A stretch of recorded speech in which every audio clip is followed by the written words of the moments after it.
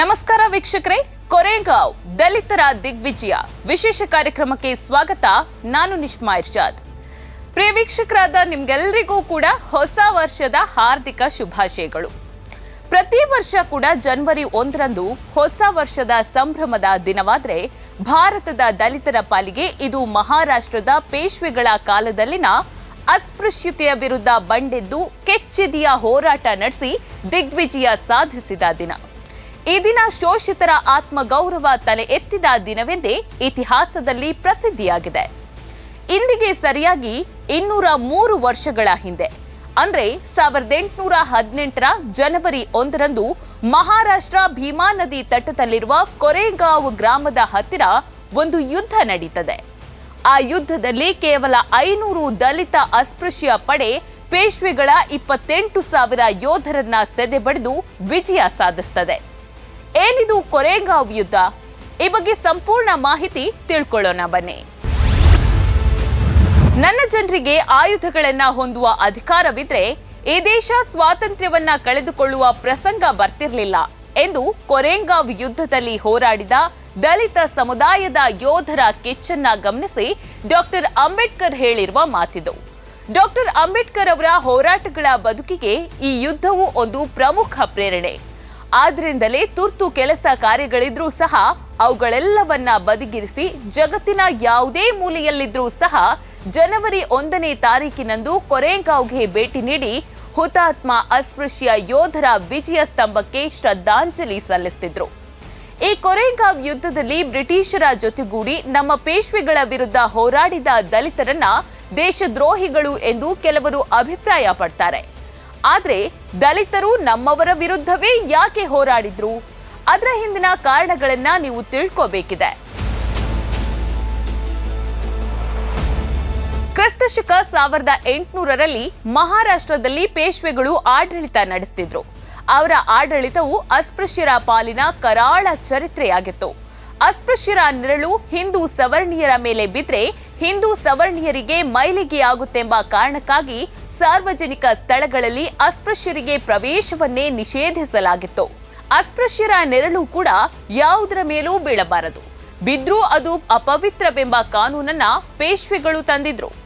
ಈ ಕಾರಣಕ್ಕಾಗಿ ದಲಿತರು ಊರೊಳಗೆ ಬರಬೇಕಾದ್ರೆ ಮಧ್ಯಾಹ್ನ 12 ಗಂಟೆ ಸಮಯದಲ್ಲಿ ಮಾತ್ರ ಬರಬೇಕಿತ್ತು.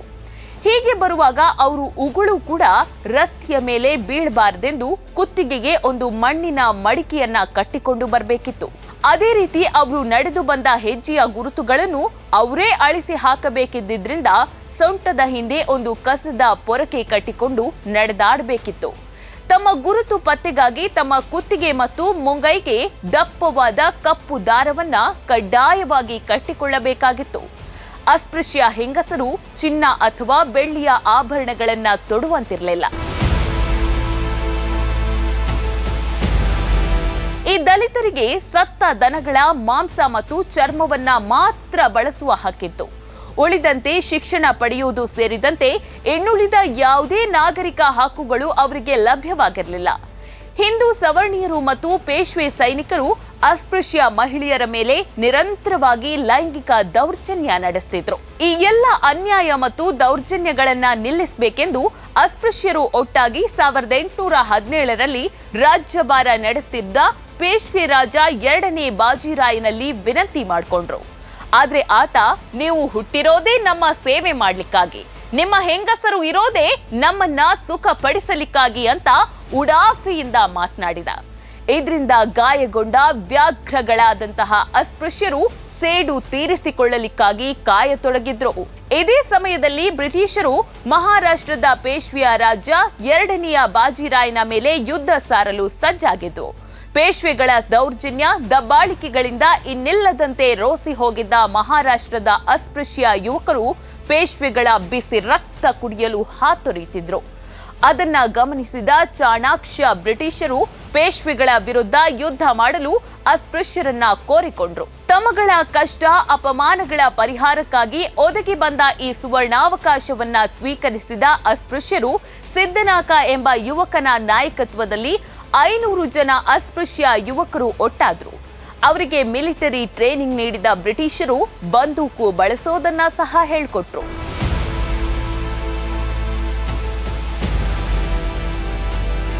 ಬ್ರಿಟಿಷ್ ಕ್ಯಾಪ್ಟನ್ ಎಸ್ ಸ್ಪೆಂಡನ್ ನೇತೃತ್ವದಲ್ಲಿ ಈ 500 ಅಸ್ಪೃಶ್ಯ ಯೋಧರ ಪಡೆ 1817 ಡಿಸೆಂಬರ್ 31ನೇ ತಾರೀಕು ಶಿರೂರದಿಂದ ಹೊರಡ್ತಾರೆ. ಈ ಇಡೀ ರಾತ್ರಿ ಸತತವಾಗಿ 27 ಕಿಲೋಮೀಟರ್ ನಡೆದು ಮಾರನೆಯ ದಿನ ಅಂದ್ರೆ 1818 ಜನವರಿ 1ರಂದು ಕೊರೆಗಾಂವ್ ಎಂಬ ಸ್ಥಳವನ್ನ ತಲುಪುತ್ತೆ. ಇಡೀ ರಾತ್ರಿ ನಿದ್ದೆ ಇಲ್ಲದೆ 27 ಕಿಲೋಮೀಟರ್ ದೂರವನ್ನ ನಡೆದುಕೊಂಡು ಬಂದಿದ್ದ ಈ ಅಸ್ಪೃಶ್ಯ ಯೋಧರ ಪಡೆ ನಿದ್ದೆ, ಅನ್ನ, ನೀರು ಯಾವುದನ್ನು ಬಯಸದೆ ಬೆಳಗ್ಗೆ 6 ಗಂಟೆಗೆ ಸರಿಯಾಗಿ ಪೇಶ್ವೆ ಸೈನಿಕರ ಮೇಲೆ ಎರಗ್ತಾರೆ. 20,000 ಅಶ್ವದಳ, 8,000 ಕಾಲ್ದಳ ಸೇರಿ ಒಟ್ಟು 28,000 ಪೇಶ್ವೆ ಸೈನಿಕರು ಮೂರೂ ದಿಕ್ಕಿನಿಂದ ಅಸ್ಪೃಶ್ಯ ಯೋಧರಿಗೆ ಎದುರಾಗ್ತಾರೆ. ಬೆಳಗ್ಗೆ 9 ಗಂಟೆಯಿಂದ ರಾತ್ರಿ 9 ಗಂಟೆಯವರೆಗೆ ಸತತ 12 ಗಂಟೆಗಳ ಕಾಲ ನಡೆದ ಈ ಘೋರ ಯುದ್ಧದಲ್ಲಿ ಹಸಿದ ಹೆಬ್ಬುಲಿಗಳಂತಿದ್ದ ಅಸ್ಪೃಶ್ಯ ಯೋಧರು ಪೇಶ್ವೆಯ ಸೈನ್ಯವನ್ನ ಧೂಳೀಪಟ ಮಾಡ್ತಾರೆ. ಅಸ್ಪೃಶ್ಯ ಯೋಧರಿಗಿಂತ 56 ಪಟ್ಟು ಹೆಚ್ಚಿಗೆ ಇದ್ದ ಪೇಶ್ವೆಗಳ ಸೈನ್ಯ ಅಸ್ಪೃಶ್ಯ ಸೈನಿಕರ ಮುಂದೆ ನಿಲ್ಲಲಾಗದೆ ಕೊನೆಗೆ ಜೀವ ಉಳಿಸಿಕೊಳ್ಳಲು ದಿಕ್ಕಾಪಾಲಾಗಿ ಓಡತೊಡಗುತ್ತೆ. ಅಂತಿಮವಾಗಿ ಈ ಯುದ್ಧದಲ್ಲಿ ಅಸ್ಪೃಶ್ಯ ಯುವಕರು ಪ್ರಚಂಡ ಜಯ ಗಳಿಸ್ತಾರೆ. ಸತತ 12 ಗಂಟೆಗಳ ಕಾಲ ನಡೆದ ಈ ಘೋರ ಕಾಳಗದಲ್ಲಿ 5,000ಕ್ಕೂ ಹೆಚ್ಚು ಪೇಶ್ವೆ ಸೈನಿಕರು ಯುದ್ಧ ಭೂಮಿಯಲ್ಲಿ ಸಾವನ್ನಪ್ಪಿದ್ರೆ ಕೇವಲ 22 ಜನ ಅಸ್ಪೃಶ್ಯ ಯೋಧರು ಸಾಯ್ತಾರೆ. ಅಸ್ಪೃಶ್ಯ ಯೋಧರ ಪಡೆಯ ನಾಯಕನಾಗಿದ್ದ ಸಿದ್ದನಾಕನು ಸಹ ವೀರ ಮರಣವನ್ನಪ್ತಾನೆ. ಈ ಯುದ್ಧದಲ್ಲಿ ಒಬ್ಬೊಬ್ಬ ಅಸ್ಪೃಶ್ಯ ಯೋಧ ಸರಾಸರಿ ಕನಿಷ್ಠ 100 ಜನ ಪೇಶ್ವೆ ಸೈನಿಕರನ್ನ ಕೊಂದು ಹಾಕಿರ್ತಾರೆ. ರಣರಂಗದಲ್ಲಿ ಬೃಹತ್ ಸಂಖ್ಯೆಯಲ್ಲಿದ್ದ ಪೇಶ್ವೆ ಸೈನಿಕರ ಜೊತೆ ವೀರಾವೇಶದಿಂದ ಹೋರಾಡಿ ಜಯ ತಂದುಕೊಟ್ಟು ಹುತಾತ್ಮರಾದ 22 ಅಸ್ಪೃಶ್ಯ ಯೋಧರ ನೆನಪಿಗಾಗಿ ಬ್ರಿಟಿಷರು 1921 ಮಾರ್ಚ್ 21ರಂದು ಯುದ್ಧ ನಡೆದ ಸ್ಥಳದಲ್ಲಿ 65 ಅಡಿ ಎತ್ತರದ ವಿಜಯ ಸ್ತಂಭವನ್ನ ನಿರ್ಮಿಸುತ್ತೆ. ಆ ಸ್ತಂಭದ ಮೇಲೆ 22 ಹುತಾತ್ಮ ಯೋಧರ ಹೆಸರುಗಳನ್ನ ಕೆತ್ತಿಸ್ತಾರೆ. ಆ ಭವ್ಯ ವಿಜಯ ಸ್ತಂಭಕ್ಕೆ ಅಡಿಗಲ್ಲು ಹಾಕುವ ಸಂದರ್ಭದಲ್ಲಿ ಬ್ರಿಟಿಷರು 22 ಸುತ್ತು ಕುಶಾಲ ತೋಪುಗಳನ್ನು ಹಾರಿಸುವ ಮೂಲಕ ಹುತಾತ್ಮರಿಗೆ ರಾಜ ಮರ್ಯಾದೆಯ ಶ್ರದ್ಧಾಂಜಲಿ ಸಲ್ಲಿಸುತ್ತಾರೆ.